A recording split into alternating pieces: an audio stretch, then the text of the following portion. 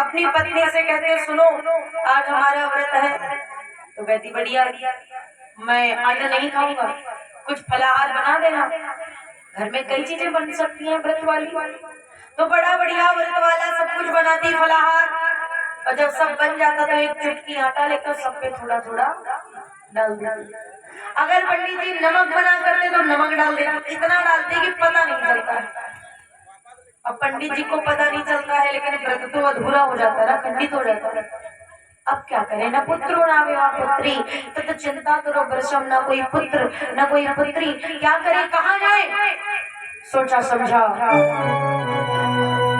एकदा सहदिजो दुखात् गृहं तत्त्वा वनं गता, मध्याह्ने त्रसितो जानस्तडागं समुपेयवान्। जब बहुत दुखी हुए, बहुत परेशान हुए, कोई रास्ता नजर नहीं आ रहा था। और जब व्यक्ति हद से ज्यादा परेशान होता ना, तो याद किसकी आती है? जब बहुत ज्यादा परेशान होता है भगवान की याद नहीं आती है। भगवान की याद तो दूसरे नंबर पर आती है, पहले नंबर पर कौन याद आता है? जब हद से ज्यादा व्यक्ति परेशान होता है, जब सारी चीज आउट ऑफ कंट्रोल होती है, तब मन मरने का करता है, याद मरने की, मौत की आती है। तब मन करता है जब सब कुछ मतलब लाइफ स्पीचलेस हो जाती है, जब सब कुछ कंट्रोल में नहीं रहता, तब मन करता है कि अब मर जाए, ये शरीर, ये संसार, ये दुनिया सब छूट जाए, कुछ नहीं चाहिए, जिंदगी भी नहीं, जीवन ही नहीं। मन में भाव आया मैं मर जाऊंगा। जीवन में कितने कष्ट है, समस्या का समाधान नहीं मिल रहा है, कब से प्रयास कर रहा हूँ, कब से ढूंढ रहा हूँ, पर नहीं दिख रहा है समस्या का समाधान। तो बस अब एक समाधान दिख रहा है, मर जाऊं, सारी चिंता खत्म, सारी समस्या। हालांकि मरना किसी समस्या का समाधान नहीं है, मर जाने से समस्या खत्म थोड़ी ना हो जाती है, वो समाधान थोड़ी ना मिल जाता है उसको, लेकिन वो भाव आता है, इरादा लिया मरने का, संतान नहीं हो सकती है जब विप्रदेव ने जान लिया।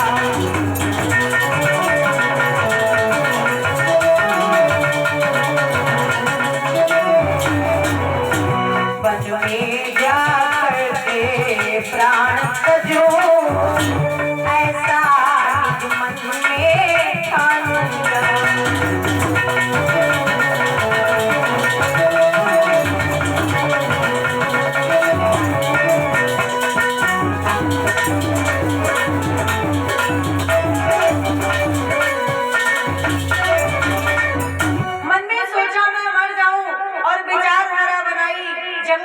में प्रस्थान किया, जंगल में जाकर कहीं मर जाए।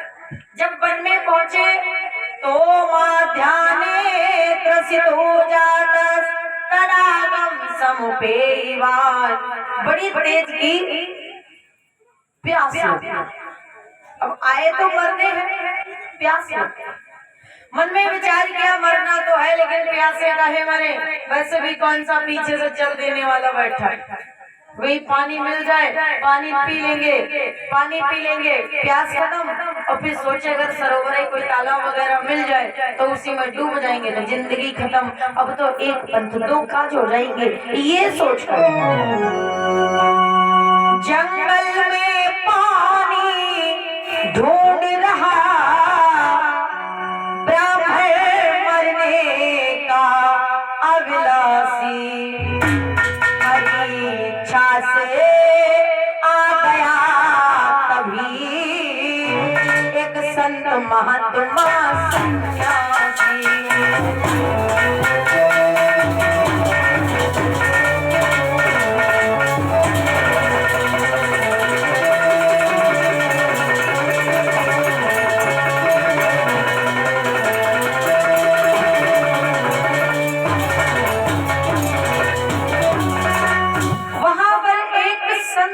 दर्शन हुआ एक तालाब का। जब तालाब देखा उसके किनारे गए तो वहां पर एक संत आ गया। चाहे तो कहो संत और या संत के भेष में कहो भगवान, क्योंकि भगवान सब कुछ कर सकते हैं पर अपने भक्तों को परेशान नहीं देख सकते, दुखी नहीं देख सकते। भगवान कहते हैं मुझे सब कुछ स्वीकार है। देखो कोई हो, इंसान हो या भगवान, हर व्यक्ति की अपनी अपनी एक अलग अलग कमजोरी होती है हर आदमी। अब क्या कमजोरी है? वैसे अगर किसी को अपने कंट्रोल में करना हो ना तो सबसे पहले उसकी वीकनेस पता करो, उसकी कमजोरी पता करो। और कमजोरी पता जब चल जाती है ना तो फिर सामने वाला तो क्या कहता है, मतलब जैसे चाहोगे वैसे ही करेगा, खुद की मर्जी का नहीं कर सकता, क्योंकि उसकी कमजोरी आपके हाथ में है। तो आप जो चाहोगे वो वही करेगा। शत्रु को हराना है तो अगर उसकी कमजोरी पता चल जाए तो चुटकी में जीत सकते हैं। कमजोरी और होती भी सब में है, कोई कितना भी बड़ा क्यों ना हो, हर किसी की। अरे भगवान की कमजोरी है, इंसान तो इंसान। भगवान की कमजोरी जानते हो क्या है? भगवान की कमजोरी है भक्त के आंसू। वो सब कुछ देख सकते हैं और अपने भक्त को, अपने बच्चों को रोता हुआ सकते हैं। जिस प्रकार माता पिता सब कुछ सह सकते हैं पर बच्चों को रोता हुआ नहीं देख सकते, उसी प्रकार भगवान भी सब कुछ सह सकते हैं। कभी भगवान भक्तों को दुखी होने नहीं देते, दुखी होने नहीं देते।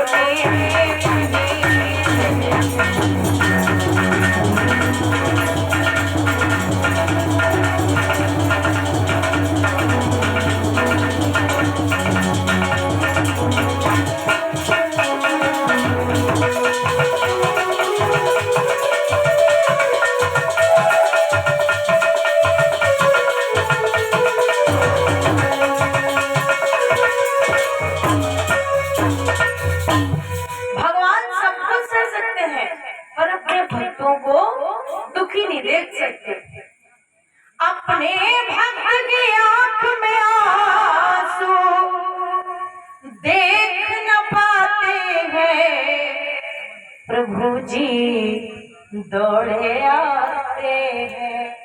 चाहे संत कहो या संत के भेष में भगवान कह दो। संत का दर्शन हुआ आत्मदेव जी को, आत्मदेव गए और पीत्वा जलम निषणन्तु प्रजा दुःखेन कर्षिता मुहूर्तादपि तत्रैव सन्यासी कसिदागता। गए पुत्र के दुख में दुखी, जलपान किया, इधर उधर देखा तो एक मुहूर्तादपि तत्रैव सन्यासी का सदागता। उसी समय वहां एक संत का दर्शन हुआ। संत को देखा तो मन में भाव आया, अब ये जो गुरु जी दिख रहे हैं तो अब जो होना है वो तो होगा ही। कम से कम अभी जब तक सांसें चल रही हैं तो अपने नियमों को भंग क्यों करूं। ये जो गुरु जी दिख रहे हैं तो इनको पहले प्रणाम करूं। जाकर के संत को प्रणाम किया तो संत ने सवाल किया, इन्होंने प्रणाम किया और संत ने सवाल किया, कथम रोदस विप्रतम काते चिंता बलियसी बदत्तम सत्वरम मह्यम स्वस्य दुखस्य कारणम। अरे विप्रदेव क्या हुआ, इतने परेशान, इतने दुखी, क्या हुआ है? कौन सी ऐसी बलवान चिंता है जिसने तुम्हें घेर रखा है? अपनी चिंता का कारण मुझे बताओ। चिंतित होना उचित नहीं है। तुम्हारे मन की जो बात है, वैसे मन में जो चीजें चल रही होती है ना, वो किसी ना किसी को बता देनी चाहिए, ये मन में नहीं रखनी चाहिए। वैसे तो कहते हैं कि रही मन निज मन की व्यथा, मन ही राखो होय, सुनिया खिलई है लोग सब, बांट न ली है कोई। अगर आपके मन में कोई बात है तो किसको बताओ? रही मन निज मन की व्यथा, मन ही रखो होय, मन की बात मन में रखो। क्यों? क्योंकि सुनिया खिलई है लोग सब, बांट न ली है कोई। हंसने वाले बहुत हैं और दुख बांटने वाला कोई नहीं है। लेकिन एक चीज बताए, दुख बांटने से कम होता है।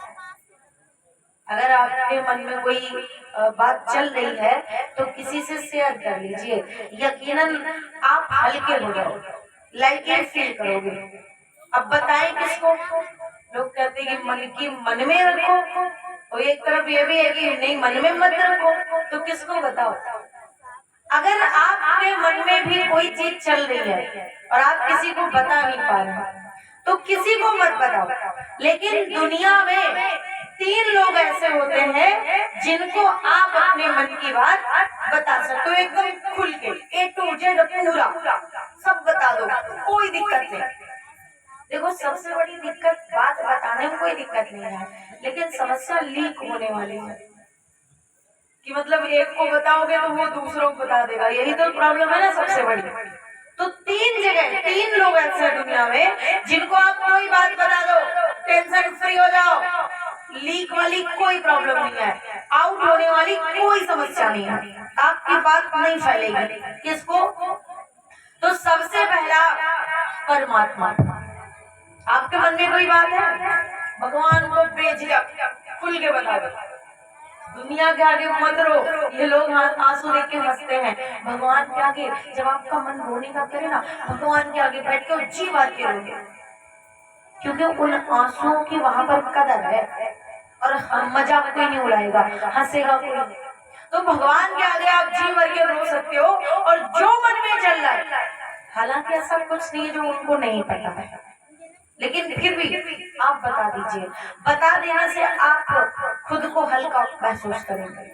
एक तो परमात्मा, दूसरा है महात्मा, मतलब आपका जो गुरु है।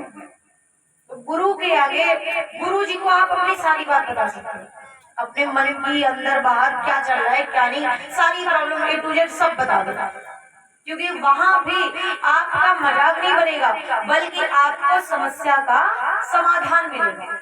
जब आप अपने गुरु के सामने कोई अपने मन की बात कहेंगे तो आपको समस्या का समाधान मिलेगा और आपका मजाक भी नहीं उड़ेगा। और तीसरा कौन? तीसरा वैसे कोई ऑफिशियली तो नहीं है, लेकिन कह सकते हैं कि हाँ है सही। पहला तो परमात्मा और दूसरा है महात्मा, मतलब आपका गुरु, और तीसरा कोई अजनबी। अजनबी मतलब जिसके साथ आपकी कोई जान पहचान ना हो, कोई रिश्तेदारी ना हो, किसी भी प्रकार का कोई संबंध ना हो, दोबारा मिलने का कोई चांस ना हो। मतलब ऐसा ना हो कि आप उसको बार बार मिल सकते हो। कहीं जा रहे थे रास्ते में, अचानक कोई ऐसे कोई मिल गया तो उसको बता दो। अच्छा, उसको बताने से क्या होगा? बाय द वे, अगर किसी अजनबी के साथ आप अपनी समस्या शेयर करेंगे तो अगर उसके पास समाधान नहीं भी होगा तो भी कोई बात नहीं, पर आपकी बात लीक नहीं होगी। जब आपको वो जानता ही नहीं है तो आपकी बात किसको बताएगा?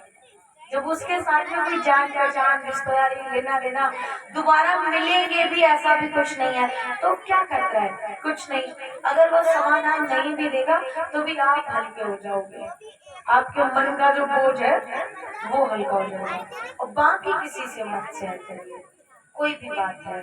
खुद अगर वैसे कहते कि जो आपके हृदय के सबसे करीब हो तो आप उसको भी अपने मन की बात बता सकते हो कि मैं परेशान हूँ, लेकिन मुझे नहीं लगता कि जो आपके दिल के करीब हो उसको बताना चाहिए।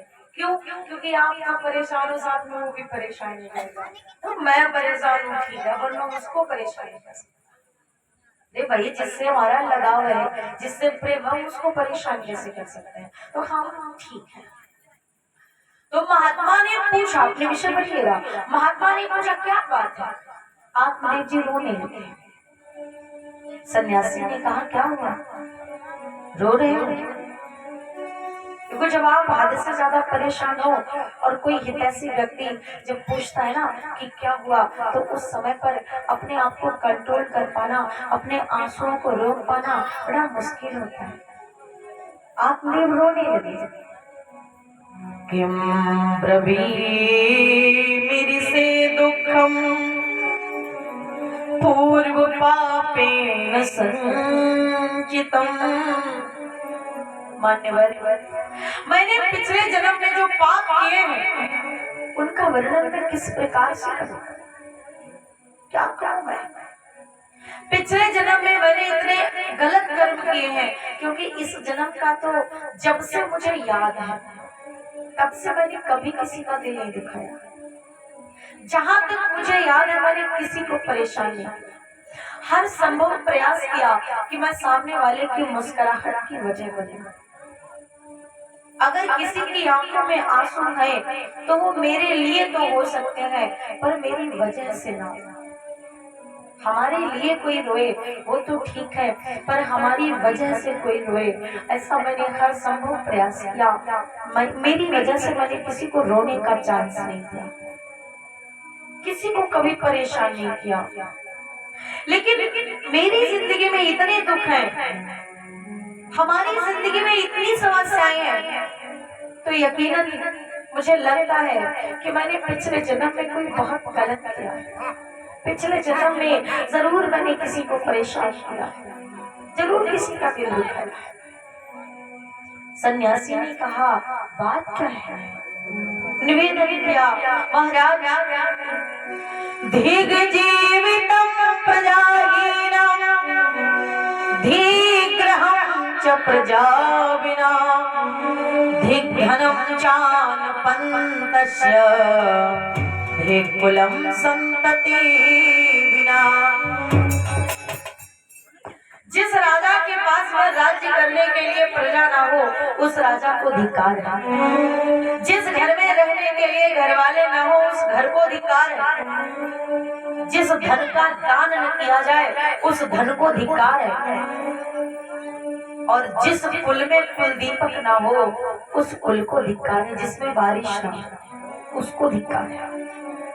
और परमात्मा ने मुझे सब कुछ दिया है, जिंदगी में कोई कमी नहीं है। बस सबसे बड़ी कमी कि हमारे कोई बच्चे नहीं, कोई संतान नहीं है। तो सन्यासी ने कहा कोई बात नहीं, संतान नहीं है तो संतान अपना लो, मतलब गोद ले लो, किसी को पुत्र मान लो।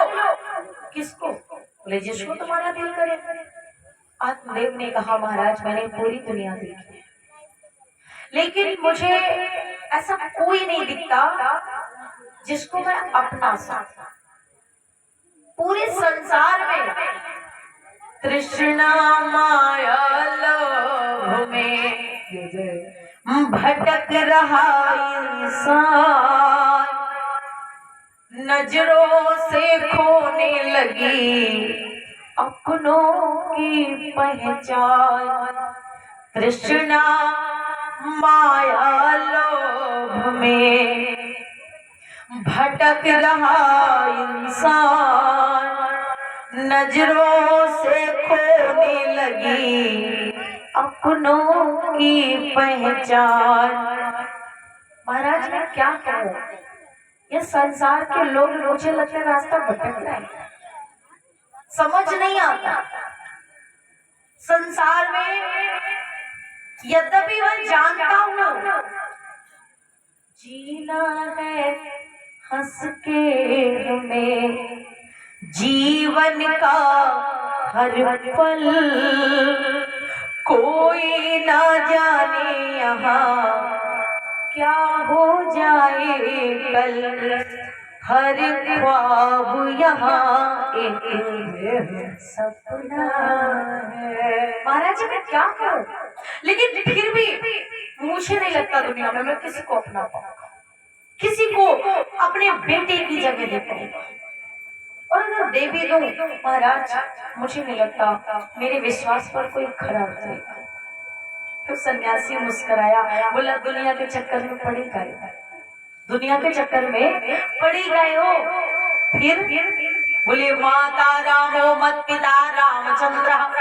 अरे भगवान के साथ रिश्ता बनाओ, माँ बाप भाई बहन बेटा जो चाहो वो बनाओ, और भगवान हर रिश्ता स्वीकार करते हैं।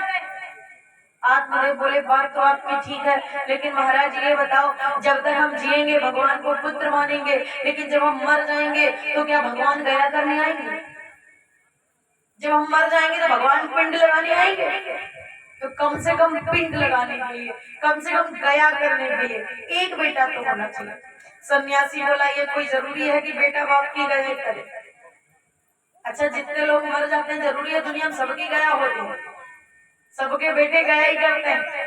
और दूसरी बात जब बेटे का जन्म होता है ना तो बाप की छाती चौड़ी हो जाती है, क्या सोच के कि चलो एक कांधा बढ़ गया। सोचता ना लास्ट में 4 कांधों की जरूरत पड़े, एक कांधा क्लियर हो गया। और भगवान जाने कि बेटा बाप को कांधा दिया। दुनिया में बहुत ऐसे भी केस देखे होंगे आपने जिसमें खुद पिता को कांधा देना पड़ गया बेटे। होती तो पिता की उम्मीद है पर नहीं जान सकता ना, कोई नहीं जानता कि कल क्या होगा। सन्यासी ने कहा ये बताओ पुत्र संसार में 3 प्रकार के होते, पूत सपूत और कपूत। क्या चाहते हो, पूत सपूत या कपूत? नंबर 1 में आता है सपूत। सपूत उस व्यक्ति को कहते हैं जो व्यक्ति पैतृक संपत्ति, पैतृक सम्मान, पैतृक प्रतिष्ठा दूनी कर देता है। मतलब पिताजी के नाम 20 बीघा अगर जमीन है तो जो उसको 40 बीघा कर दे, सपूत मतलब हर चीज दूनी कर दे। नंबर 2 में आता है पूत। वैसे ये भी ठीक होता है, जो पैतृक संपत्ति, पैतृक सम्मान, पैतृक प्रतिष्ठा बरकरार बनाए रखे उसको कहते हैं पूत, मतलब जो भी था वो बना। नंबर 3 में आता है कपूत। पिताजी के नाम 20 बीघा जमीन है और पिताजी बेचारे मरी नहीं पाए, तलेवा पोतले में मरी गई सियावर रामचंद्र की। सुना होगा ना लोगों के द्वारा, लोग कहते भैया ये कौन है, तो बोले पहले जमींदार रहते लेकिन अब नदी करने मतलब पहले हते, मतलब कोई भी चीज वो पास्ट में ना जाए, प्रेजेंट में बनेगा। पूत सपूत कपूत क्या चाहिए? आत्मदेव ने हाथ जोड़े, बोले महाराज अगर भगवान सपूत ना दे तो कपूत नहीं चाहिए। पुत्रवती जुवती जग सोई, पुत्रवती जुवती जग सोई, रघुपति भगत जासु सूत हो, रघुपति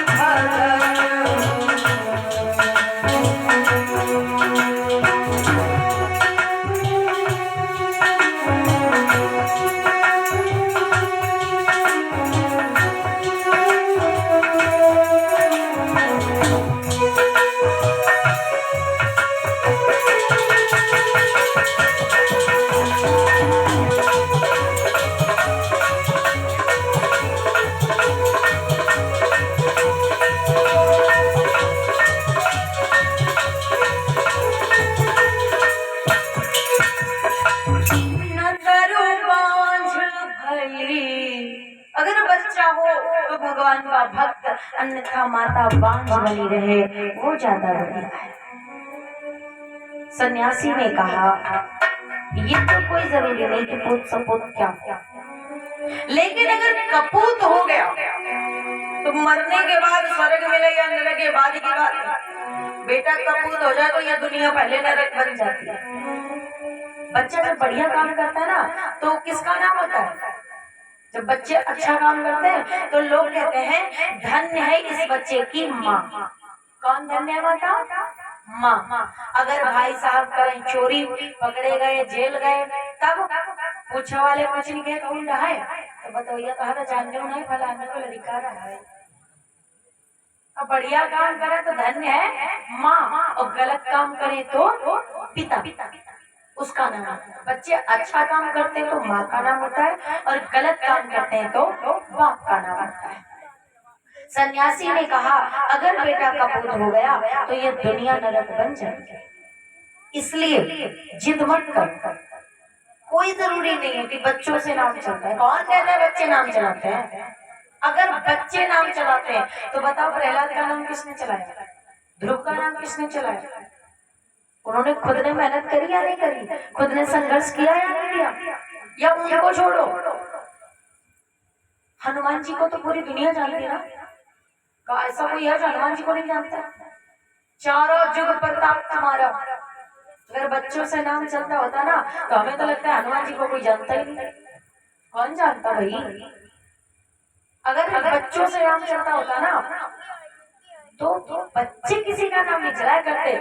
नाम चलाना तो खुद कुछ करना पड़ेगा, खुद संघर्ष करना पड़ेगा, खुद का एग्जाम्पल सेट करना पड़ेगा आपको। इसलिए सन्यासी ने कहा जिद मत करो।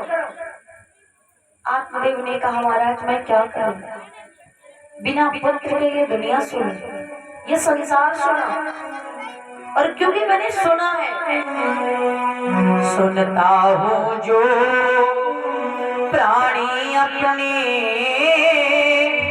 जीवन में पुत्र न पाते हैं।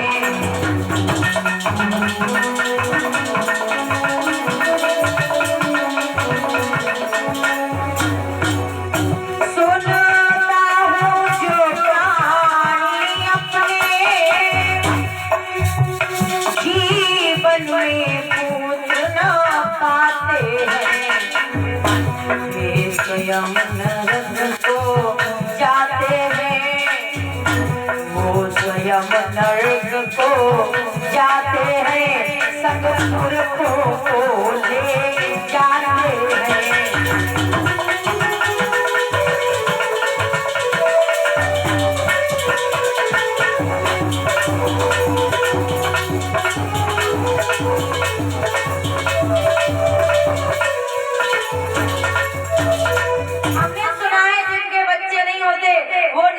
हैं। और वो जाते सो जाते साथ में उनके पुरखे भी जाते। सन्यासी बोला कपूत हो जाते तब उनके पुरखे वो भी नरक जाते, पुरखे भी जाते अगर कपूत हो गया तब भी। क्योंकि अच्छा लेकिन एक चीज और है, आपके 4 बेटे हो, भाई तो कोई व्यक्ति हो, और 4 में से 3 बेटे अच्छी जगह पे सेटल हो जाए, एक डॉक्टर हो गया, एक मास्टर हो गया, एक इंजीनियर हो गया, और बाई चांस एक हो जाए जुआरी शराबी, तो डॉक्टर वाले का गाँव लोग कम नहीं है, मास्टर वाले कहा लोगों का नामों न पता हो, जो इंजीनियर हो जाए कहा वही सकल सूरत ही लोगों के याद ना हो, लेकिन जो जुआरी शराबी हो जाए वो वायरल बड़ी जल्दी हो, और वही के नाम मगा पूरा गाँव नहीं है। बच्चा जब कोई बढ़िया काम करता है ना तो गांव वालों को बताना पड़ता है कि भैया हमारे बच्चे ने ऐसा ऐसा काम किया, लड़का तो इनाम पा जा सबको बतावा तो बढ़िया है। गांव वाले वादन गाने थे, घर वाले बोले गाने थे, और लड़का अगर सिगरेट पिएगा वो घर वाले वादन गाते, गांव वाले। अगर लड़का बाई चांस कभी जुआ खेले जाते घर में लोग कसम खाती रह जाता, अरे हमारो लड़का हम रात, तो गाँव वाले कहा तुम चौराहे पर मिलियो तुम्हें दिखाई वो पुलिया नहीं, हाँ नहरी पर मिलियो, नदिया के पुल पर मिलियो, और का अच्छा लड़का क्या हो तो बड़े होशियार में जान नहीं कौन सा उनका छिपके करेगा कौन काम सबका दिखाई दिखाई। हाँ कोई कोई होते हैं उसमें होशियार लड़का बिटिया हो। तो बच्चे जब गलत काम करते हैं ना वो गांव वालों को पहले पता चल जाता है, घर में खबर आती है लेकिन कब, जब बच्चे को आदत लग जाती है, जब वो मतलब पूरी तरह से बिगड़ जाता है तब घर वाले जान पाते हैं। और बढ़िया काम जब लड़का की बढ़िया सैलरी हो, कोई बता दो कोई मनी है ना, हाँ मानेंगे जब बढ़िया झोपड़ी की जगह कोठी बन जाए तब कोई कोई का तब हूँ कोई कोई गाँव में ऐसा ना 2 नंबर धंधा हो।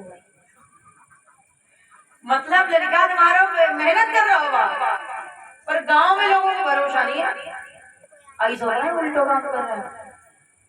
तो बढ़िया जो काम जो होता है वो वायरल नहीं होता है, वो गलत काम जो होता है वो लोगों को जल्दी पता चल जाता है। गांव वाले डॉक्टर मास्टर को कम जानते हैं, अगर लड़का बिगड़ जाए ना उसको पूरा गांव जान जाता है। गांव का कहा पूरे एरिया में नाम प्रसिद्ध हो जाए, कभी कभी तो ऐसा हो जाता है। खैर अपने विषय पर है।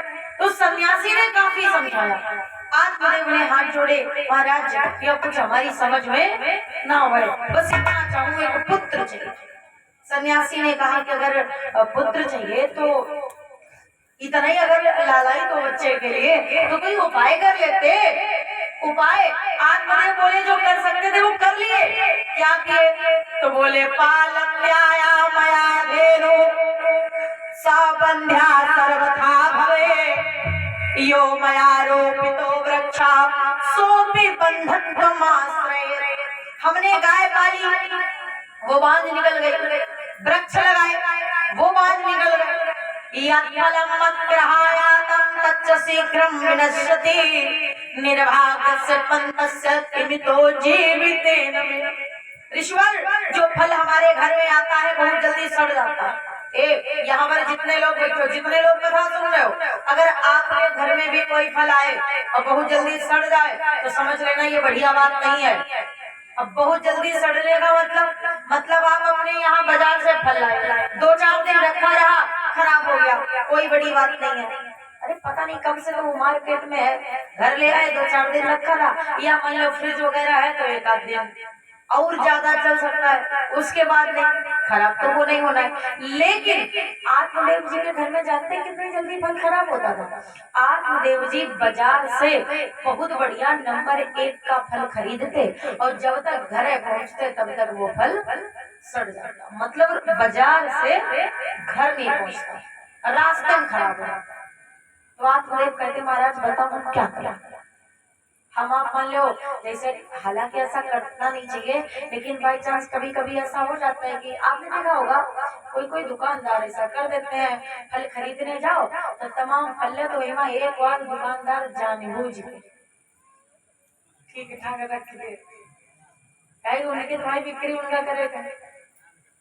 वैसे अगर हम अपने अनुभव की बात आपको बताएं तो कोई चीज लो जो फल बढ़िया लो, आप सेब लो, अनार लो, आम लो, कोई चीज लो वो जिसमें वो टिक्का नहीं लगे होते हैं बेस्ट क्वालिटी वाली, जी फल में 2 टिक्का लगे हो वो कबहू नहीं लगे।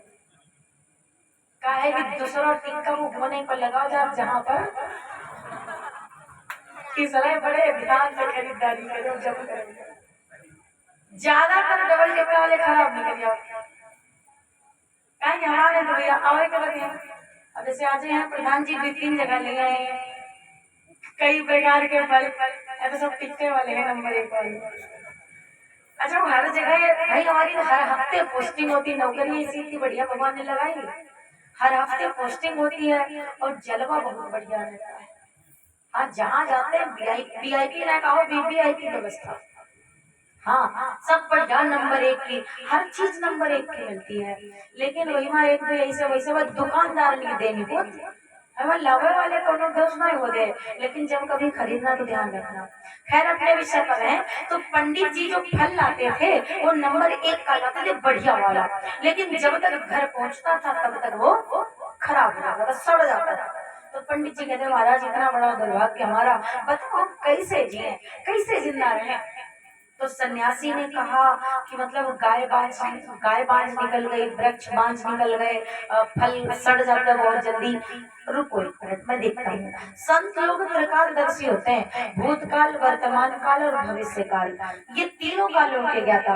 देखो त्रिकालज्ञ कौन होता है? जो त्रिकाल संध्या करता है। अगर आप तीनों टाइम पूजा करने की आदत बना लो, यकीन मानिए आज नहीं तो कल त्रिकालज्ञ आप भी हो जाएंगे। लेकिन अब त्रिकालज्ञ तो हर आदमी बनना चाहता है, हर आदमी चाहता है कि हम आगे का भी जान लें और पीछे का भी, वर्तमान का भी। मतलब हम बैठे बैठे बता दें कि कल ये होगा और कल वो हो जाए। त्रिकालज्ञ तो बनना चाहते हैं, पर त्रिकाल पूजा छोड़ो तो नहीं, भगवान में नमस्ते नहीं कर पाओ सुबह शाम टाइम से। अगर पूजा पाठ नहीं करते तो त्रिकालज्ञ नहीं बन सकते। संत लोग त्रिकालज्ञ होते हैं। संत ने ध्यान रखा, नेत्र खोले और उन्होंने कहा, आत्मदेव पुत्र के लिए संघर्ष तुम्हारा व्यर्थ है। रीजन, श्रोणु विप्रम मया तेजम प्रारब्धम तु विलोकितम सप्त जन्मावधीत पुत्रो नैव च सप्त जन्मावधीत पुत्रो नैव च। तुम्हारे 7 जन्म तक औलाद नहीं दिखी है। क्या 7 जन्म? महाराज आत्मदेव रोने लगे, ये क्या कह रहे हैं आप? अरे एक जिंदगी व्यतीत करना मुश्किल है, मेरे बेटे से अलग, मेरे बेटे से दूर। मैं जानता हूँ जैसे एक जीवन व्यतीत करना मुश्किल है, और आप बात करते 7 जन्मों की। ईश्वर चरणों में माथा रखा, क्या करूं मैं? सन्यासी ने कहा, जिद मत कर। आत्मदेव बोले, आप संत हैं, आप आशीर्वाद देते, कुछ भी हो सकता है। संत की कृपा हो जाए तो भगवंत कृपा होने में वक्त नहीं लगता। सन्यासी ने कहा, जिद मत करो। संतते सगरो दुखम पापांग पुरा तथा रे मुंचांग कुटुंबासा सन्यासे सर्वथा सुखम। सबसे बड़ा सुख कहाँ है? तो बोले सन्यास आश्रम से ज्यादा किसी में भी सुख नहीं है। सन्यास आश्रम ज्वाइन कर लो, मौज में जिंदगी जियो। वैसे एक बात है, ये बात तो सही है, बाबा बन जाओ, चैन की जिंदगी जियो। हम ना कोई चिंता ना कोई जिम्मेदारी, और जब जिम्मेदारी नहीं तो टेंशन काहे की होगी? अरे बाबा बन जाओ, मस्त जिंदगी जियो। सन्यासी ने कहा, बाबा बन जाओ। आत्मदेव ने कहा, बात आपकी सही है, लेकिन एक बात बताएं, ये बाबा कोई बनने वाली चीज थोड़ी ना होती है। केवल कपड़ा रंगा लेने से कोई बाबा थोड़ी ना हो जाता है। कोई व्यक्ति हो, जो व्यक्ति अपनी जिम्मेदारियों से बचकर, घर परिवार की जिम्मेदारियों से भागकर बाबा बन जाता है ना तो वो इस लोक में सुखी है और ना वो उस लोक में सुखी होगा। जिम्मेदारियों से बचकर जो व्यक्ति भागा, यकीन मानिए वो जिंदगी में कभी चैन से नहीं जिया। कर्म करिए लेकिन जिम्मेदारी के साथ। जिम्मेदारी भी आपको अपना कर्तव्य करना है। आत्मदेव ने कहा, महाराज पुत्रादि सुखहीनोऽयं सन्यासः शुष्कैवहि गृहस्था सरसौ लोके पुत्र पौत्र समन्विता। जो व्यक्ति विवाह न करे, ब्रह्मचारी से बाबा हो जाए, उसका तो ठीक है, लेकिन जिसने विवाह किया तो महाराज फिर उसके लिए सन्यास आश्रम लिखा है, लेकिन उसके पहले गृहस्थ के कुछ नियम है। बाबा बन गए, पहले रहे ब्रह्मचारी, विवाह कर लिया, रहे तो रहे, नहीं तो बाबा बन गए, ये अनुचित है। अगर पत्नी है तो पुत्र, और पुत्र है तो पौत्र, यही गृहस्थी है। पत्नी की गोद में संतान का होना ही, ये भी एक आपकी जिम्मेदारी है। और महाराज अगर मैं बाबा बन भी गया ना तो चिंता तो रहेगी कि मेरे कोई बच्चे होंगे, दुख तो रहेगा, जिंदगी की कमी तो खलेगी, इसलिए कृपा करिए। सन्यासी ने समझाया, बलपूर्वक पुत्र प्राप्ति का उपाय मत करो, बलपूर्वक पुत्र हुआ था किसके? भय सगर सुत 60,000।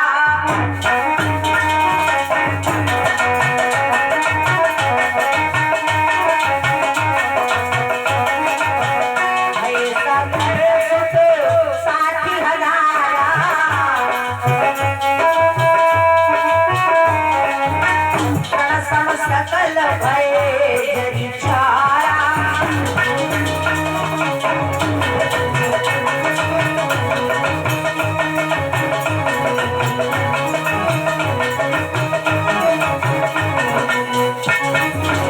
राजा सगर के 60,000 बेटे हुए। जिस घर में एक बेटा हो उस घर में तो बड़ी खुशी, और जिस घर में 60,000 बेटे होंगे उस घर में कितनी खुशी। लेकिन जब पुत्र हुए तब बड़ी खुशी हुई, किंतु जब वो 60 के 60,000 मरे, जन्म लेने पर जितनी खुशियां नहीं हुई होंगी उससे ज्यादा दुख उनके मरने पर। इसलिए बलपूर्वक प्रयास मत करो। कुछ चीजें होती हैं, कुछ समस्याएं होती हैं जिनका समाधान वक्त के पास होता है। कुछ क्यों के उत्तर टाइम देता है इंसान में, कुछ प्रश्नों के उत्तर वक्त देता है, समय देता है। तो इंतजार करिए, धीरज रखिए और एक दिन सब ठीक होगा। धैर्य रखिए, सब सही होगा। इसलिए आत्मदेव तुम बलपूर्वक पुत्र प्राप्ति का प्रयत्न मत करो। आत्मदेव ने कहा महाराज मुझे कुछ समझ नहीं आ रहा, आप जो कुछ भी बोल रहे हैं, मैं बस इतना जानता हूँ कि मुझे पुत्र चाहिए और आप चाहें तो मुझे दे सकते हैं, और इसलिए मैं आपके चरणों से मस्तक तब तक नहीं हटाऊंगा जब तक आप मुझे कोई आशीर्वाद नहीं देंगे। चरणों में मस्तक रख दिया, ले। जब ज्यादा निवेदन किया तब तस्याग्रहं समालोक्यं फलमेकं सह दत्तवान्। इदं भक्ष्या पत्नी त्वं तत पुत्रो भविष्यत्। सत्यं शौचं दयादानं मेघभक्तं तु भोजनं। वर्षावधि स्त्रिया कार्या तेन पुत्रोऽति निर्मलः। सन्यासी ने अपनी झोली से फल निकाला, आत्मदेव को दिया। ओम ऐं क्लीं क्लीं चमुंडा विद्रं क्लं क्लीं जूं सा ज्वल ज्वल जल जल प्रजं चमुंडा विच्चै ज्वल हम सब चमना भट पुत्रं देते नमः। फल दिया, ले जाओ, अपनी पत्नी को खिला देना। 1 वर्ष तक नियम संयम से रहेगी तो बड़ा सुंदर पुत्र प्राप्त करेगी। आत्मदेव ने प्रणाम किया और वापस अपने बड़े प्रसन्न होकर के घर वापस आए। अच्छा माता, एक चीज पर गौर करना, आत्मदेव के घर में संतान नहीं है, लेकिन आप जानते हैं उनके घर में संतान क्यों नहीं है?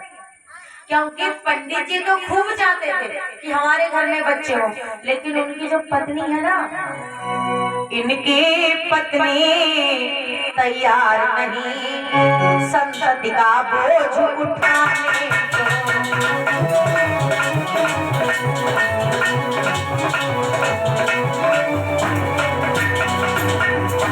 इनकी पत्नी तैयार नहीं संतति का बोझ उठाने को। सौभाग्य समझती है अपना केवल श्रृंगार सजा।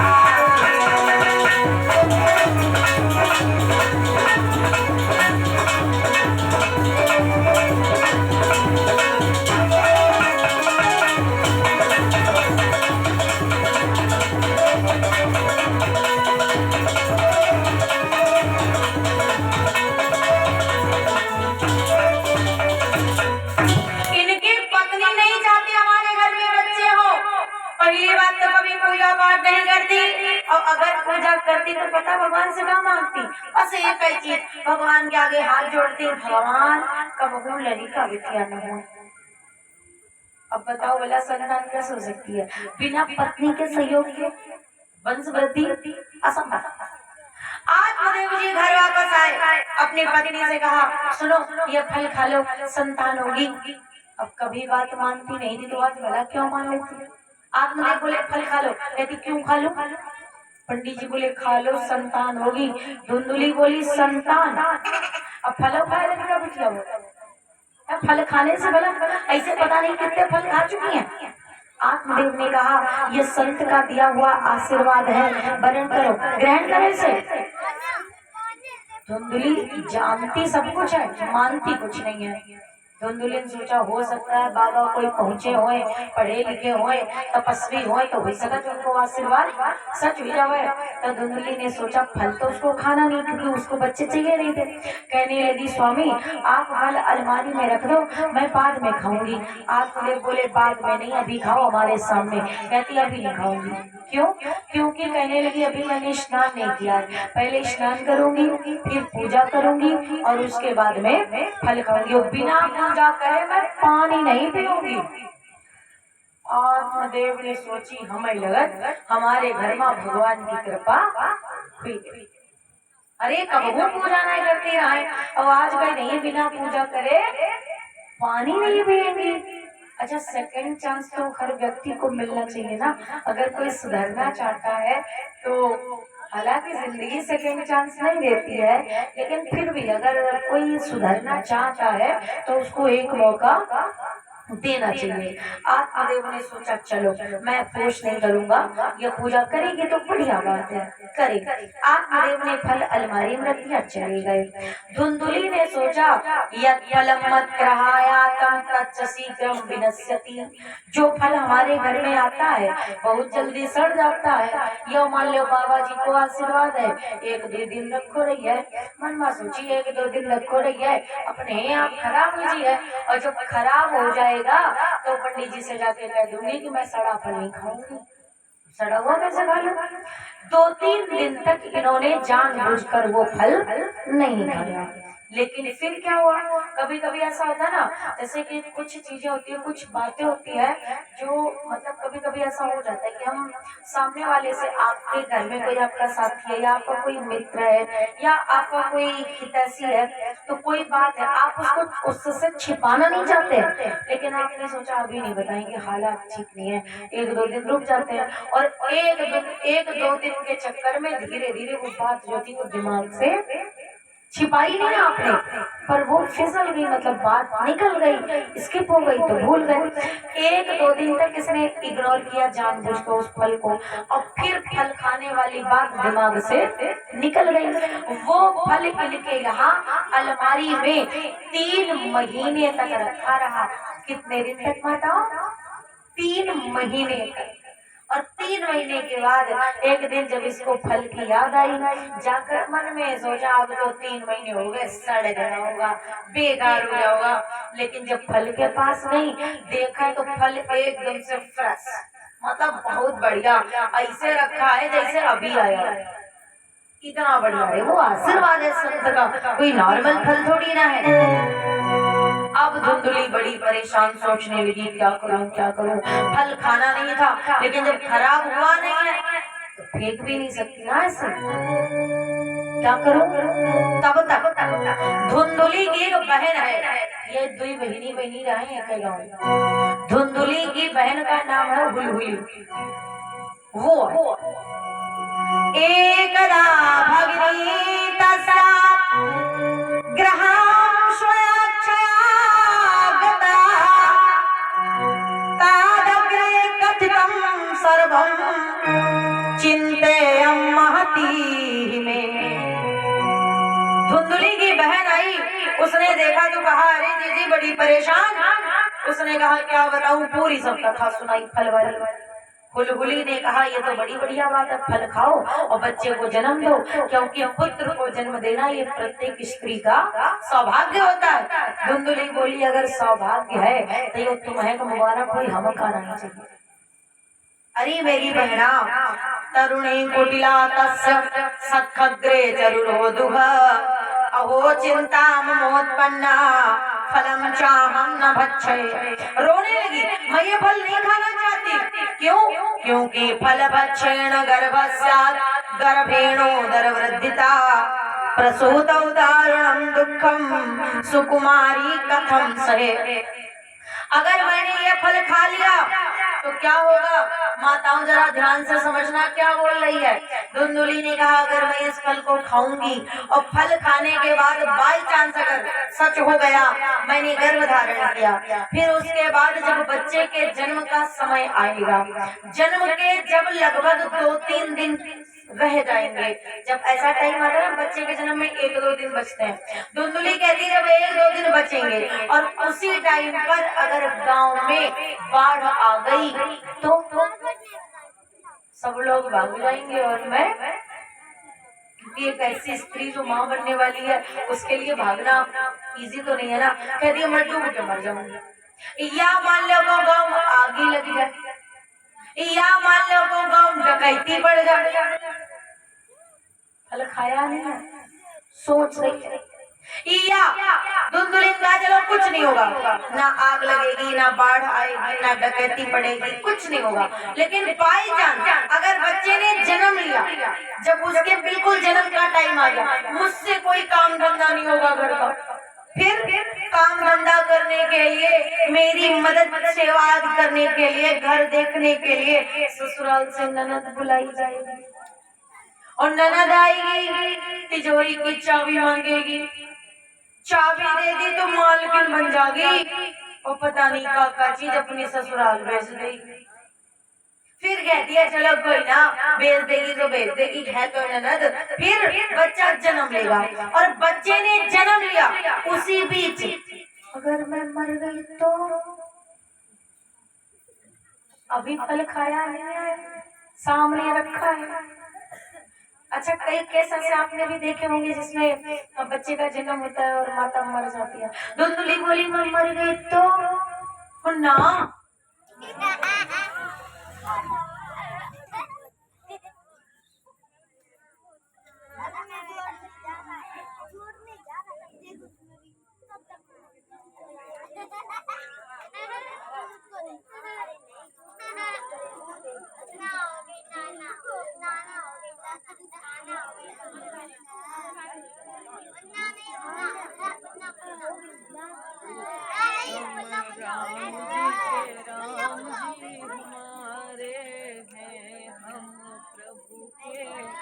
सदा सहारे हैं।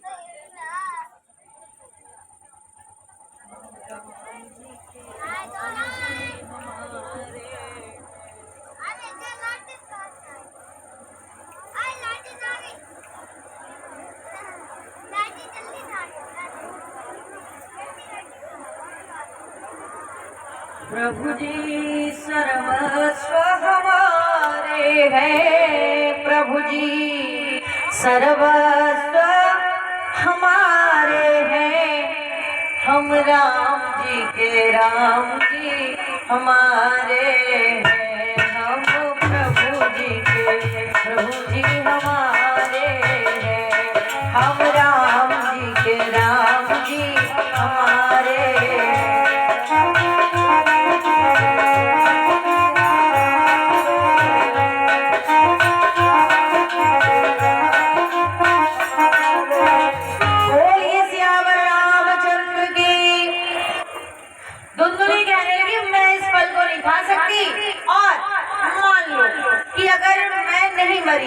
बच्चे ने जन्म लिया और कहीं वही मर गया तो कभी कभी ऐसे भी केस हो जाते हैं जिसमें बच्चे ही जन्म लेके मर जाता है। धुंधुली बोली दुनिया भर की काफा हम सहाय, कष्ट गंदगी पीड़ा और उसके बाद वो मर भी जाए तो फायदा क्या। ऐसे बच्चे का क्या जिसमें खुद की जिंदगी खतरे में पड़ जाए, मुझे नहीं चाहिए। माताओं शायद इसलिए माँ को महान कहते हैं क्योंकि वो जिंदगी से लड़कर जिंदगी को जन्म देती है। धुंधुली कहती है मुझे नहीं चाहिए। और फिर मान लो जच्चा बच्चा सब सुरक्षित, लेकिन उसके बाद लालने पालने दुखम प्रसूताया शवर्तते बंध्यावा विधवा नारी सुखिनी चेति में मति। मान लो बच्चा और माँ दोनों सलामत, लेकिन जब छोटे से बच्चे को बड़ा करने में जो दिक्कत होती है ना, वो सिर्फ एक माँ समझती है। खुद गंदगी में रहना, गीले में सोना और उसका हर प्रकार से ख्याल रखना। ये केवल छोटे छोटे बच्चे होते ना, वो केवल रोते हैं और उनकी रुबाई से माता समझ जाती है कि भूखा है, कि प्यासा है, कि उसको क्या चाहिए। बहुत सी माताओं को हमने देखा है, कोई कोई बच्चा बहुत तेज तेज रो रहा तो माता उसको गोद में लिए तो किसी ने कहा काहे रो रहा, तो कहती सुमैया हुई। मतलब बच्चे की रुबाई से वो समझ जाती है कि इसको पानी चाहिए, कि दूध चाहिए, कि नींद चाहिए, कि मतलब क्या चाहिए। कोई कोई माताएं बच्चा ज्यादा रो रहा था, किसी ने कहा कुछ खिलाओ पिलाओ, तब कहती खाएगी पी थोड़ा नजर लग गई। मतलब बच्चा केवल रोता है और माता, ये सेंस केवल माता के पास होता है। बच्चे को देखो और देख के ही पता चल जाता है। वैसे मुझे ऐसा लगता है कि ये जो कनेक्शन होता है ना, वो हार्ट से हार्ट का होता है, दिल से दिल का कनेक्शन होता है। और जिसके साथ में ये हार्ट टचिंग वाला कनेक्शन होता है ना, एक बार आपने पूरा चेहरा देखा, आंखें देखी, देख के पता चल जाता है कि इसमें क्या कुछ चल रहा है, कुछ है, नजर लगी है या भूख प्यास या मतलब कुछ भी, तो पता चल जाता है। तो धुंधली कहती मुझे ये सब नहीं आता और मुझे करना भी नहीं है, इसलिए मुझे ये बच्चा तो चाहिए पर फल नहीं खा सकती। कुछ ऐसा हो जाता कि बच्चा भी मिल जाता और कोई ये झंझट भी न पाता। तो गुलगुली ने कहा पर क्या किया जाए। धुंधली बोली सही में तुमका कहा बताई, हम बहुत परेशान हैं, ये 3 महीने तक रखता है, 3 महीने से मेरी छाती में रखा है ये फल। जब 3 महीने का समय बताया तब गुलगुली ने कहा अगर ऐसा है तो तुम चिंता मत करना। क्यों? क्योंकि फल आए जितना समय हुआ उतना ही गर्भ हमारा है।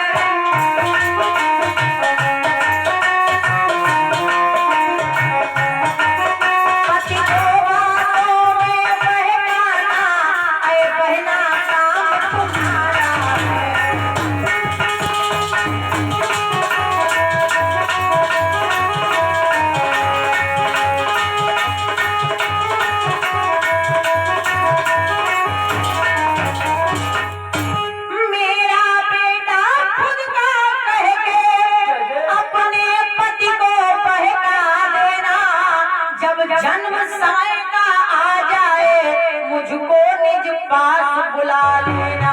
मेरा बेटा तेरा बेटा वो तेरा ही कहलाएगा।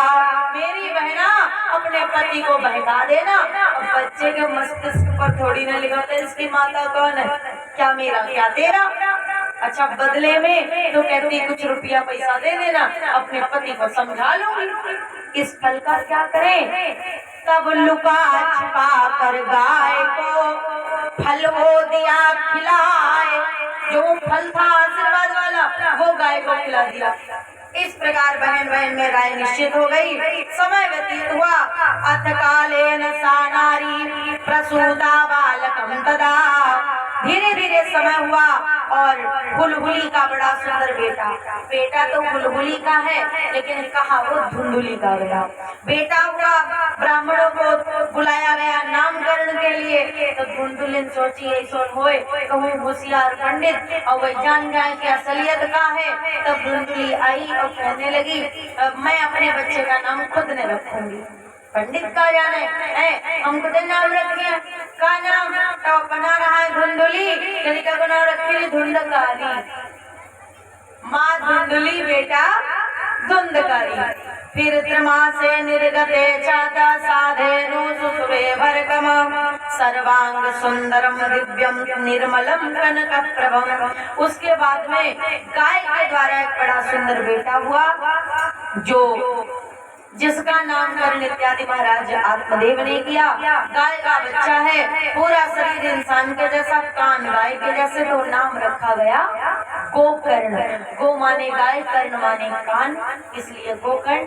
या फिर गो माने इंद्रियां, कर्ण माने बस में रखने वाला, जो अपनी इंद्रियों को अपने बस में रखे वो गोकर्ण। धीरे धीरे समय व्यतीत हुआ कि यत् कालेन तौ जातो तरुणो तनयाबुभव गोकर्ण पंडितो ज्ञानी धुंधकारी महाफल।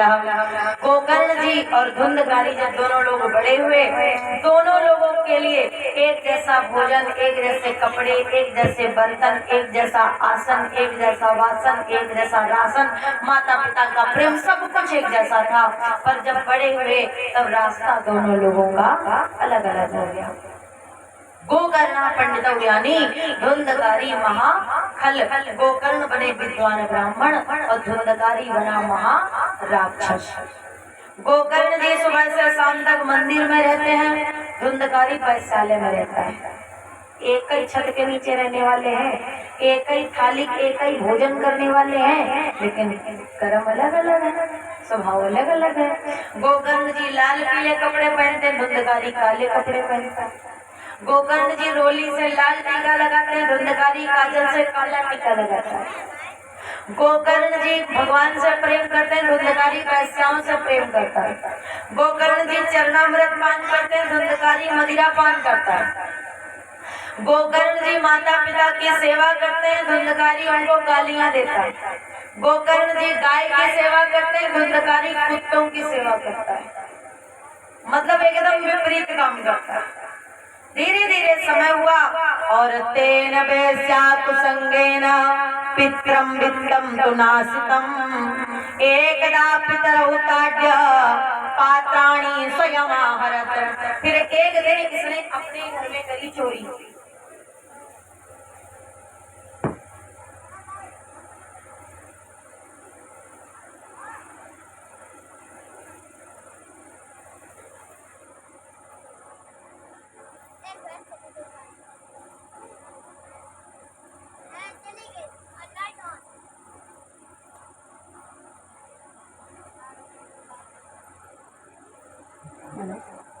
बोलिए शंकर भगवान की, देवी मैया की। एक दिन इसने अपने घर में करी चोरी। आत्मदेव ने जान लिया, उन्होंने रोका टोका, धुंधकारी क्या कर अपने घर में चोरी। इसने अपने पिता को मारा और एक पिता के लिए इससे दर्दनाक पल और भला क्या हो सकता। एक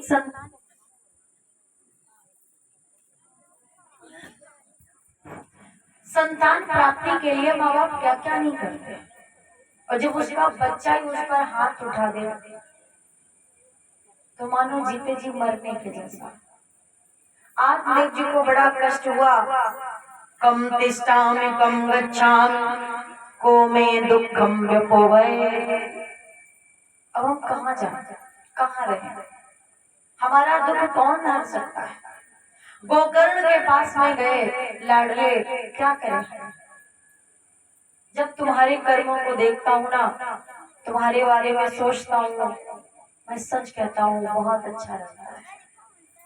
तुम्हारे बारे में सोचकर, तुम्हारे कर्मों के बारे में सोचकर, लोगों से तुम्हारी चर्चाएं सुनकर मन को बड़ी शांति मिलती है। लेकिन जब वहीं पर मैं तुम्हारे भाई धुंधकारी के कर्मों के बारे में सोचता सुनता हूँ तो मुझे बड़ा कष्ट होता है। बेटे मैं क्या करूं, विधाता ने पता नहीं कैसा नसीब लिखा है मेरा। शायद इतना बढ़िया जीवन देकर और जीवन में खुशियां लिखना भूल गया। बाकी तो सब ठीक है, पर दुखी ज्यादा रहता है, परेशान ज्यादा रहता है। यूं तो जिंदगी में कोई कमी नहीं, अगर सच कहूं तो, और असलियत में मुझे नहीं लगता कि मुझसे ज्यादा कोई परेशान है। जाने मेरी किस्मत ने, जाने मेरी किस्मत ने कैसा खेल खेला है। कल भी मन अकेला था, आज भी अकेला। कल भी मन अकेला था, आज भी अकेला।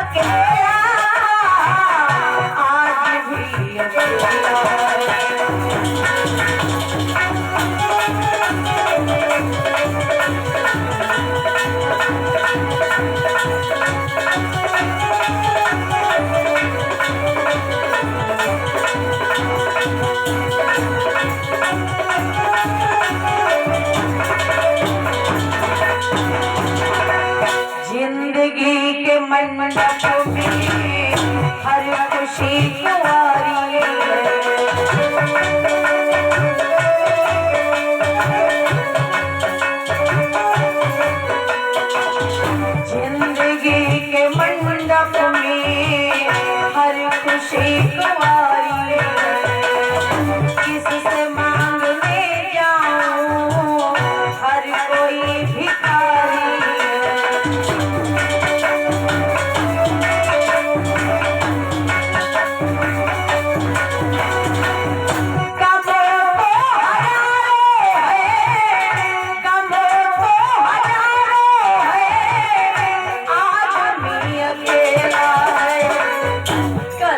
मन अकेला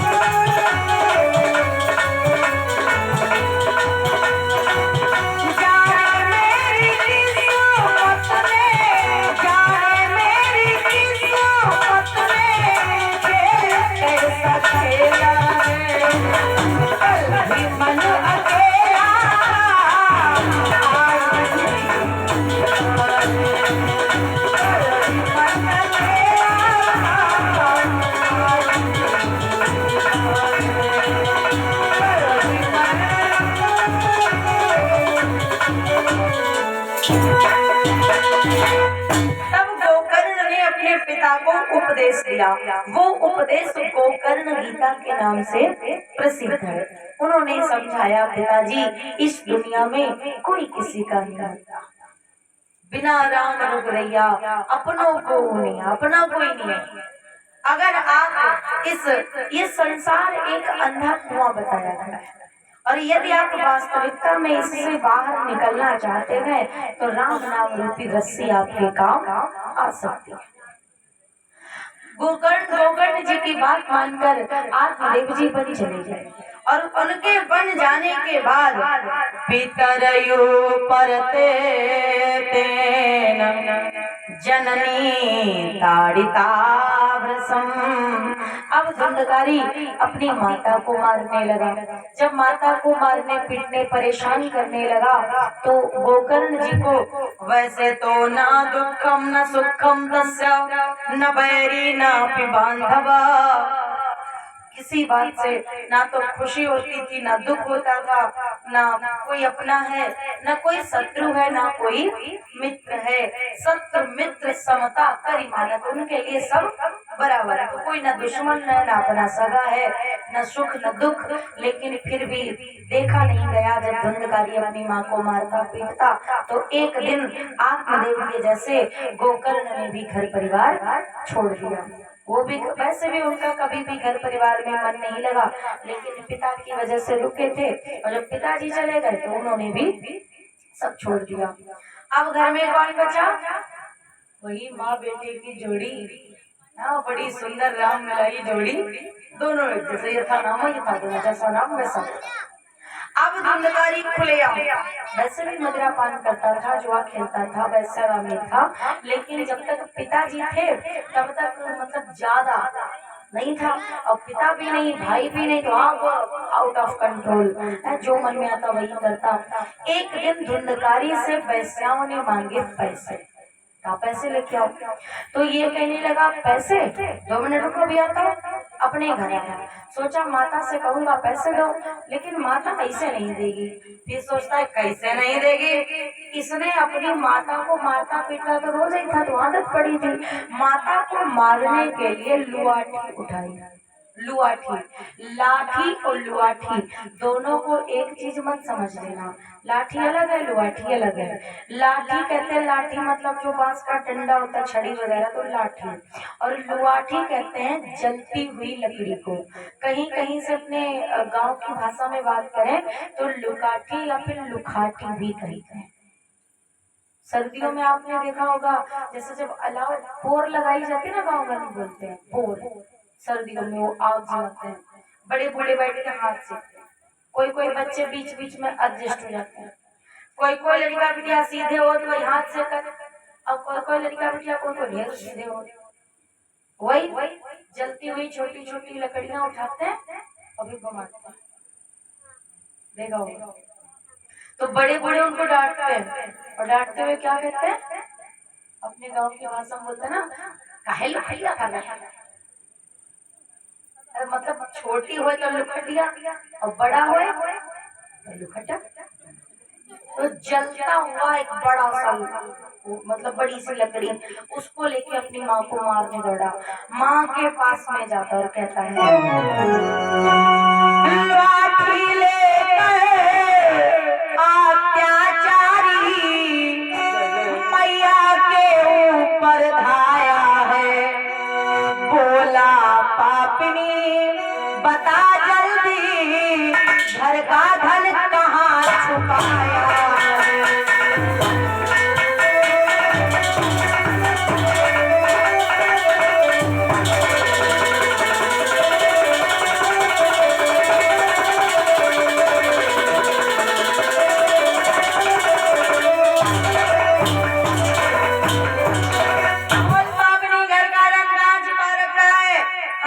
जलती हुई लकड़ी महतारी सोचे रोज मारत रहा है, और आज अगर कम छुआए लग गई जलती हुई लकड़ी है, मेरा तो भला हो जाएगा। मैया बोली लाले, अरे बेटा घर में तो बड़ो पैसा है, तू जितना चाहे उतना ले जावे, कितना चाहिए। नगारी कहता है कितना, पहले मुझे दिखाओ कितना है फिर बताऊंगा। तो माता बोली लाडले पैसे तू ले जा, पर यह लकड़ी आंगने में कुआं था, कहती कुआं में डाल दे, तो वो लकड़ी कुआं में डलवा दी। उसके बाद मैया ने कहा बेटा पैसा तो बहुत है, लेकिन वो जमीन में देखो आजकल की तरह पैसे के रखने की व्यवस्थाएं पहले नहीं होती थी। पहले के समय में आजकल देखो पैसा होए, पैसा खाली कमाना कठिन है, गंवाना कठिन नहीं है, खर्च करना कठिन नहीं। आपके पास पैसा होए, जेब पैसा होए वही के 50 दुश्मन। हाँ, आप एक महीने पूरे आपने काम किया, तब आपका पेमेंट हुआ, मतलब सैलरी मिली आपको। एक महीने पूरे काम किया, फिर सैलरी मिली। अब सैलरी लेके पैसे जेब में रखे तो घर की ओर चल पड़े, लेकिन घरे ना पूरी सैलरी भगवाने वाली कोई घरे पहुंचे, रास्ते में 50 वही के दुश्मन बैठे। आप कमाई आपने करी, लेकिन आपकी कमाई में बहुतों का हिस्सा है, और हर आदमी अपना हिस्सा मांगता है। सब्जी वाला बैठा हिसाब लगाए, भैया इधर आओ, अपनी कमाई से हिस्सा हमारा हमें देते जाओ। अब कमाई तो आपने करी, पर सब्जी वाले को देनी पड़ेगी कि नहीं। भाई सब्जी लोगे आलू मटर तो देनी तो पड़ेगी। सब्जी खरीदी, सोचे भाई आज पेमेंट हुआ है तो सब्जी उब्जी लेके जाते हैं घर। थोड़ा और आगे बढ़े, तब तक मंदिर में पुजारी जी पंडित जी बैठे थे, भैया हम इधर हमारा हिस्सा हमें दिए जाओ। आपने मंदिर देखा, मन में भाव आया आज सैलरी मिली है, लाओ प्रसाद चढ़ा दें। अब भले प्रसाद चढ़ाओ, पर वो प्रसाद आएगा कहाँ से, पैसे पड़ेंगे। फूल माला भी खरीदोगे तो भी उसके पैसे पढ़ने के लिए पढ़ने, मतलब दूध वाला, बिजली वाला है, पानी वाला, सबका हिस्सा है आपकी कमाई में। और घर जब तक पहुंचे तब तक पूरा एक एक पैसे का हिसाब हो गया, ये यहाँ ये यहाँ ये यहाँ, बस खत्म। अब आगे तो बोले अगले महीने फिर देखते हैं। तो माता कहने लगी, देखो हम बात कर रहे थे कि पैसे खर्च करने के, रखने के आजकल तमाम रास्ते। आपके पास पैसा है, अकाउंट ओपन करो, बैंक में जमा कर दो, एटीएम या डाक खाने वगैरह पोस्ट ऑफिस में जमा कर दो, एफडी कर दो, बीमा खुलवा दो, प्लाट ले लो, घर मकान दुकान कुछ भी ले लो। लेकिन पहले के जमाने में इतने सारे रास्ते नहीं होते थे, पैसे वगैरह घर में रखते थे। कहाँ रखते थे, बैंक वैंक तो होती नहीं थी, क्या बैंक भैया होती थी, क्या बैंक होती नहीं थी, तो घर में ही पैसे। कोई कोई बूढ़ी बड़ी अम्मन की आदत है वो चाय चीनी वाले डब्बे में पैसा रख कर रखते थे।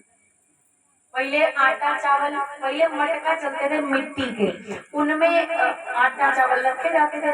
अब उन्हें चावल सरसों इन्हें पैसा वैसा रख दिए जाते हैं। अब कोई कोई दिन पैसा वैसा ज्यादा होता रहा है तो सोचते हमारा खुई न जाए तो जमीन में खड्डा करके उसमें तोप देते, रखते थे ऐसे वैसे।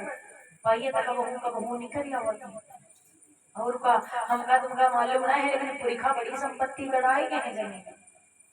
नसीब हो है नियत होती गई तो मटकिया मिल गई, अब नाई नसीब हुए तो भैया तो भी है, पैसा तो है जमीन में पर कहाँ यही तो पता नहीं है। अब बड़े बड़े बता के तो गए नहीं। तो माता कहने लगी बेटा पैसा तो बहुत है लेकिन वो जमीन में तुपा है। एक काम करो तुम सुबह आ गया, मैं सारे पैसे निकाल दूंगी। धुंधकारी ने कहा ठीक है मैं सुबह आता हूँ। चला गया। कल बतलाऊंगी कहकर बच सकी उस समय दुखियारी।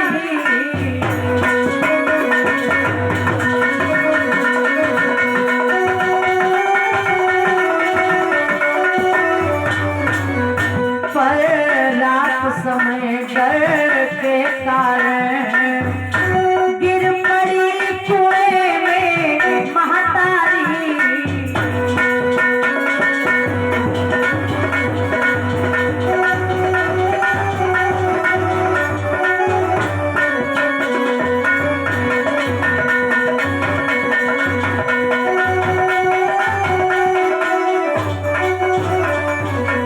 रात्रि के समय आंगन में कुआं था, कुआं में कूद कर गिर करके मर गई। सवेरे जब धुंधकारी आया उसने अपनी मैया को कुआं में मरा पड़ा देखा। बताओ कैसे हो लड़का होते हैं। महतारी के देखे से मरा हुआ तो बड़ा खुश हंसने लगा। चलो अच्छा हुआ मर गई। आप माँ भी नहीं पिता भी नहीं, अब अगर कोई करना गया ना मार मार के लगाऊंगा उसको, मैं मालिक हूँ। गया वैश्याओं के पास, वैश्याएं बोली पैसे लाए। उसने कहा पैसे का क्या करोगी, हमारे घर में चलो अब मालकिन बन करके रहो। 5 वैश्याओं को लाकर घर में रखने लगा। फिर घर में एक पाई मिली नहीं, गांठ में एक छदाम मिला, तो चोरी और डकैती का उस व्यभिचारी को काम मिला। एक भी पैसा नहीं था घर में, चोरी करने लगा, लूटपाट हिंसा हत्याएं करने लगा। एक दिन की बात ये चोरी करने ऐसे घर में पहुंच गया जहाँ पर इतना कैश मिला, कैश ज्वेलरी वगैरह इतना मिला कि एक बार में ला नहीं पाया। जितना बांध पाया बांध लिया, ले आया और रख दिया अपने घर में और लेने चला गया। अब अधिक धन वैश्याओं ने देखा, ज्यादा रुपया पैसा देख के अच्छे ईमानदारों की ईमानदारी खतरे में पड़ जाती है, अच्छे भले लोगों की भलमनसी डोल जाती है। वैसे ज्यादातर ये दुनिया का रिवाज है, खर्चा खुद का दिखता है और इनकम दूसरे की दिखती है। पैदावारी खुद की थोड़े ना दिखती है, खुद का तो अरे भैया हम जानते हैं इसे काम चला रहे हैं, हमारे घर में बहुत खर्चा है। खर्चा अपना और इनकम। अगर कोई भी लड़का 5 है, अपना एक लड़का है तो एक कमाई रहा, तो कहा हमारे घर में भैया काम चलती जुगाड़ करके। अब पड़ोसी के 5 लड़का 5 कमाए रहे तो कहा ये खाओ 5 के 5 कमाओ, बताइए ये इतने पैसा को करते कमाए। एक बात बताओ, अगर जिस घर में 5 कमाने वाले हैं, अच्छा 5 कमावत है तो 5 रोटियों तो खाते हैं, खाते कि नहीं खाते। 5 का 5 वाला खर्चा है। अगर तुम्हारे घर में एक कमवैया है तो खर्चा तो एक को है। जिसकी जैसी इनकम होती है उसका वैसा ही खर्चा होता है। लेकिन बस बात यह है कि खर्चा अपना दिखता है और इनकम दूसरे की दिखती है। वैसे आप अगर ठीक ठाक कमाई करते हो गारंटी है। यहाँ पर जितने लोग बैठे हो, जितने लोग कथा सुन रहे हो, अगर आप ठीक ठाक कमाई करते हो, यकीन मानिए तुमका पता हो या नहीं पता हो कि कितना पैसा हुआ दिए, पड़ोसी फिर एक एक पैसा में हिसाब हुए तुम्हारे घरे कितो आओ, पड़ोसी के एक पैसा में हिसाब रहा इनके घर में इतनी न कमाए, इतो के कमाए, ओके इतो कमाए के करत ही काम, सबसे बड़ी समस्या है। खैर पैसों का जब उन्होंने ज्यादा पैसा देखा, अब उनका दिमाग खराब।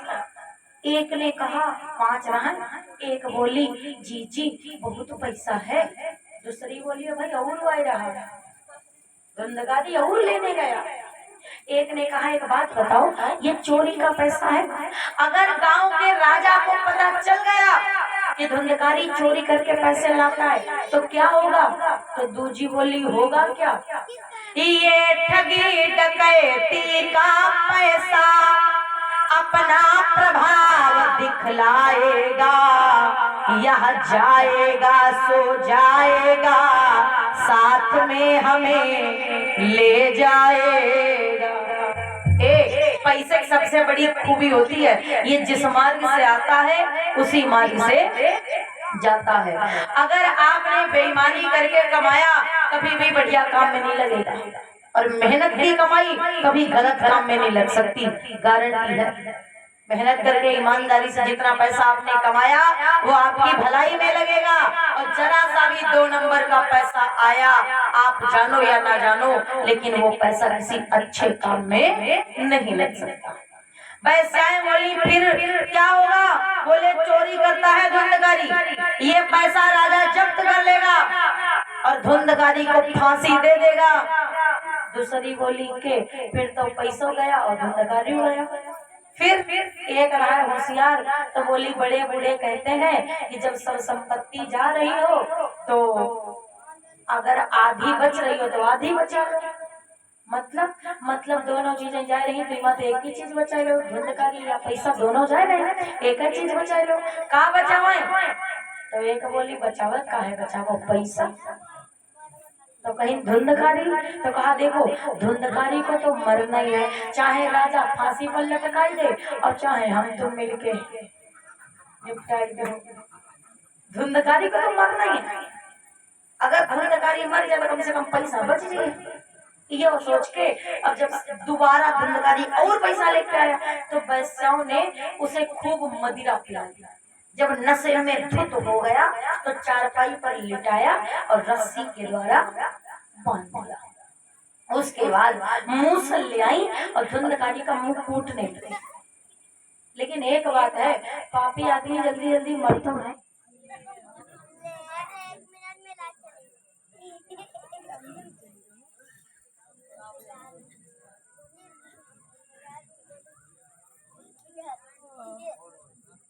श्री राम जय राम जय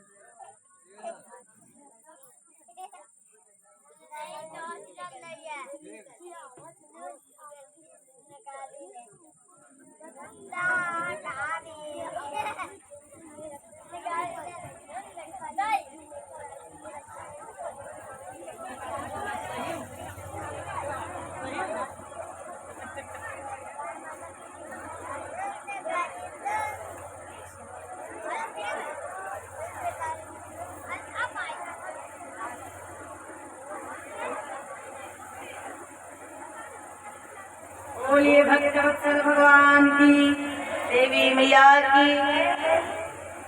पापी आदमी जल्दी जल्दी मरता नहीं, पुण्यात्मा खट निपट जाता। शाम को बैठे अच्छे खासे बदलाए रहना और सवेरे खबर आई दद्दा हुई चले गए तो सुनैया गा के का हुई गो, जब कल से अच्छे खासे मतलब कल अच्छे खासे उन्हें छोड़ गया, क्या हुआ? मतलब घर वालों तक को नहीं पता, पानी तक नहीं मांगा। क्यों? साफ दिल के थे, चले गए जब तक जी बढ़िया हाथ पैर चले और बाकी जयराम जी की। और पापी आदमी दिखवैया लौटी आवत, हाँ जौन देखे जाने जौन मालूम लगा, हाँ यही ते बढ़िया अभी है। लेकिन वही के बाद भगवान की गली नहीं उनका नहीं मर रहे हैं, देखो भैया लौट आए रहे हैं। ऐसे थोड़ा पना चला जाइए, जिंदगी में बहुत संघर्ष करे जाए। बहुत तुमका दुख देखे गए, जत्ता दूसरे ने सताए हो तो उतना सब हो गएगा तो परिवार करी है। अब कर्म तुम करी हो तो पड़ोसी थोड़ा फल भोगी है। कलयुग का सबसे बड़ा सिद्धांत यही है, अगर बब्बुर लगाई हो तो दशहरी नहीं भैया, अभी बढ़िया काम करी हो, बढ़िया फल भैया। खैर नहीं मरा धुंधकारी, अब क्या करें? तब आग के मतलब आग जलता हुआ कोयला वो लेके आए, धुंधकारी के मुंह में डाला, फिर कूटा, कोयला डाल के जलता हुआ, मतलब आग के अंगारे। सूख गया हर तौर से आशाओं का खेत, इधर धुंधकारी बना महाभयानक।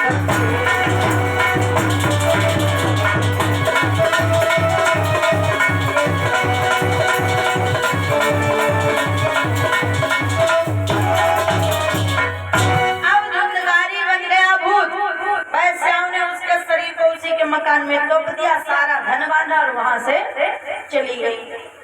वन में तपस्या कर रहे थे महाराज गोकर्ण, उनको पता चला कि धुंधकारी मर गया। तो हालांकि तो उन्हें कोई लेना देना नहीं था, मतलब नहीं था, लेकिन फिलहाल एक साथ भोजन किया, एक छत के नीचे रहे, तो इंसानियत के नाते महाराज गोकर्ण ने धुंधकारी की जाकर के गया कि पिंड लगाए। लेकिन धुंधकारी पापों में इतना बोध गया था कि गया से भी उसका कल्याण नहीं हुआ। हर जगह लगाया पिंड मगर वो पातक पिंड न छूट सका। श्री गया धाम जाने पर भी धुंधकारी मुक्ति पा न सका। गया धाम होने पर भी, गया जाने पर भी धुंधकारी की मुक्ति नहीं हुई। जब गोकर्ण जी घर वापस आए, अपने घर में विश्राम किया, तब जब अर्धरात्रि का समय हुआ तो ही वो प्रेत दिखने लगा।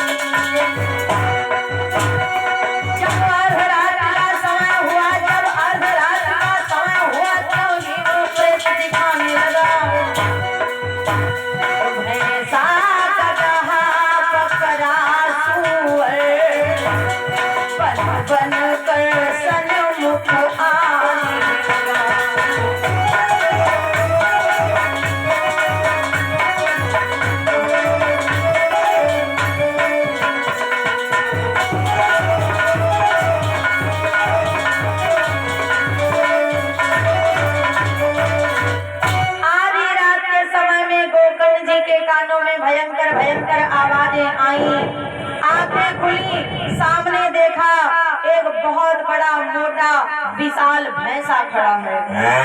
पलक झपकाए तो देखते नहीं वो तो घोड़ा है।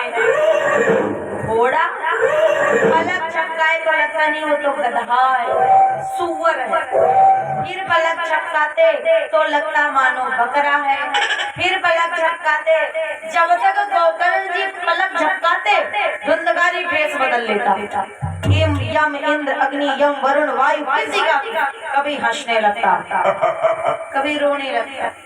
जब मनुष्य की आकृति में आता तब गोकर्ण जी उससे पूछते हैं, भैया कतस्तम उग्रतरो रात्रो कुतो यातो दशामि मां किम वह प्रेतः पिशाचो वा राक्षसोऽसीति संसनः। कौन हो तुम? भूत प्रेत पिशाच सुर असुर कौन हो? तब रो करके कहने लगा, भैया अहम भ्राता त्वदीयोऽस्मि धुंधकारीति नामता स्वकीये नैव दोषेण ब्रह्मत्वं नासितं मया। मैं तुम्हारा भाई, मेरा नाम धुंधकारी, और भैया अपने कर्मों का फल पाया। कर्मणो नास्ति संख्या में महाज्ञाने विभरति न। अहो बंधो कृपा सिंधु भ्रातरमाम सुमोचया। भैया हमारा कल्याण करो, मैं तुम्हारी शरण में हूँ। भैया लेकिन अपने भैया की गया तो हम कर चुके हैं। गोकर्ण ने कहा गया हम कर चुके हैं। गोकर्णौ वचनम श्रुत्वा तस्मै वाक्यम था ब्रवीत् स्वादर्थम तु गया पिंडौ मया दत्तौ विधानता। अरे हम गया कर चुके हैं।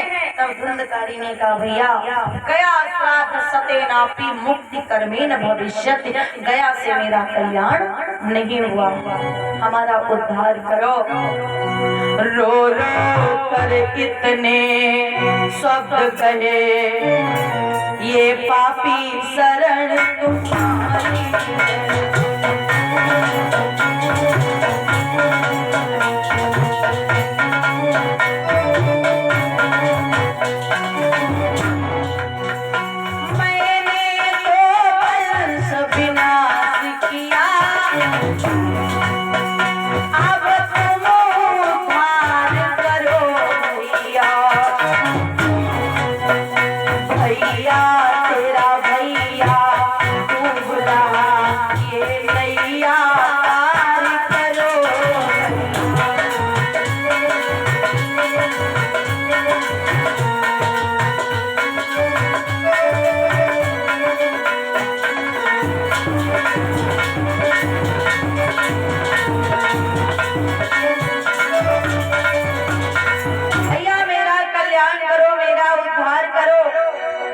भैया को भैया का एक बहुत बड़ा सहारा होता है। राधे श्याम जी ने राधे श्याम रामायण में लिखा है, कहते हैं भैया के दुख में भैया ही रह सकता है, खामोश नहीं।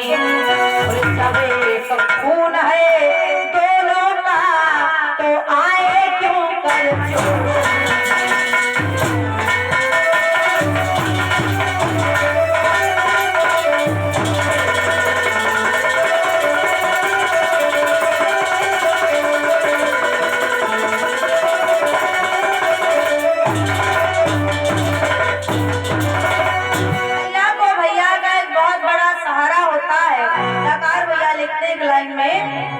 सभा बिरानी का तो चाहिए मैया एक को।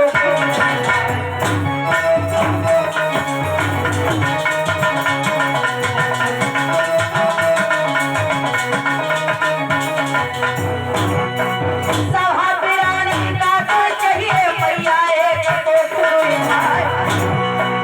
एक से हो गई हाथों की दूसरों पे यही तलवार।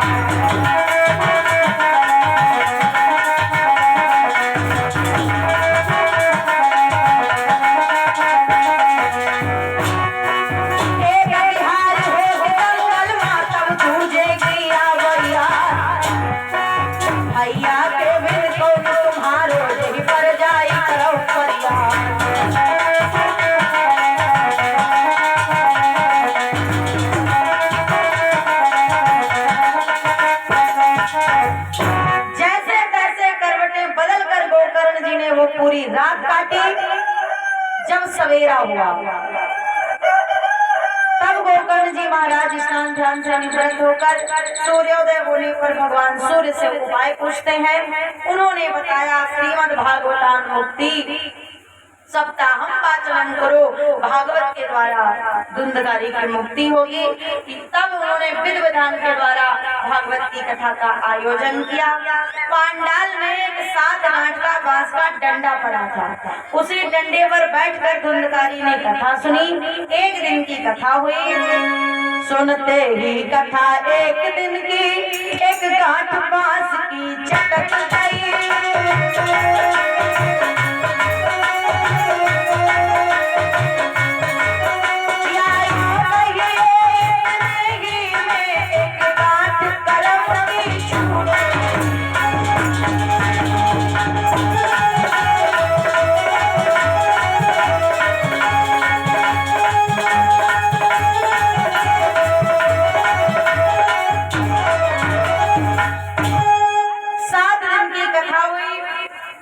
एवं सप्तदिने शैव सप्तग्रन्थि विभेदनं कृत्वा सद्वादश स्कंद श्रवणात् प्रेतात्मजो दिव्य रूपधरो जातस्तुलसीदाम मंडिता पीतवासा घनश्याम मुकुटी कुंडलान्विता। तभी देह पाई धुंधकारी में सात बातें चटक गई मुक्ति प्राप्त की।